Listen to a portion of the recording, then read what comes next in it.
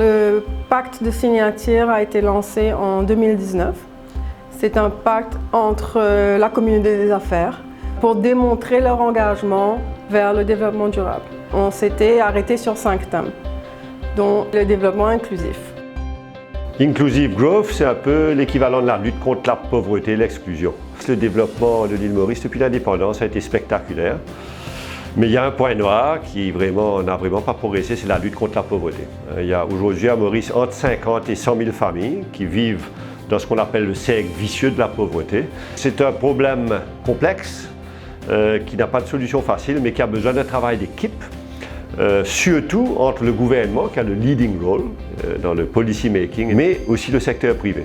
Le secteur privé emploie aujourd'hui à Maurice 450 000 personnes, donc influence la façon de penser, la façon d'agir de 450 000 personnes, mais possède aussi beaucoup de moyens financiers, de savoir-faire pour accompagner cette lutte contre la pauvreté, d'où le but de nos guidelines dans Signature. En 2020, le Inclusive Development Guidelines a été lancé sous la plateforme Signature avec 7 catégories d'actions.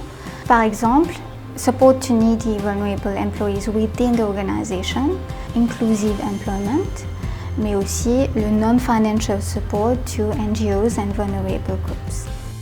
À ce jour, on a une 60aine d'adhérents, incluant les grandes entreprises jusqu'aux PME. Les guidelines sont flexibles et peuvent être mis en œuvre sur la durée. Les actions sont simples à grand impact.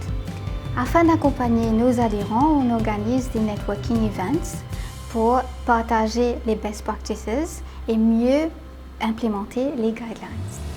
Le développement inclusif a toujours été au cœur des valeurs et de la stratégie de développement durable de Karimjee Jiwanjee. Le Inclusive Development Guideline de Business Mauritius nous a permis de réaffirmer notre engagement envers le développement inclusif et en même temps d'explorer d'autres dimensions que nous n'avons pas encore pensées. Par exemple, nous avons récemment lancé le Parental Benefit pour nos employés, qui permet aux employés de balancer leur vie personnelle et professionnelle. Et en même temps, en normalisant ce genre d'initiative pour les deux sexes, cela nous permet d'égaliser les chances pour les deux. Avec le Inclusive Development Guideline de Business Mauritius, nous avons pu identifier des indicateurs qui nous aident vraiment à mesurer le succès des programmes que nous avons implémentés.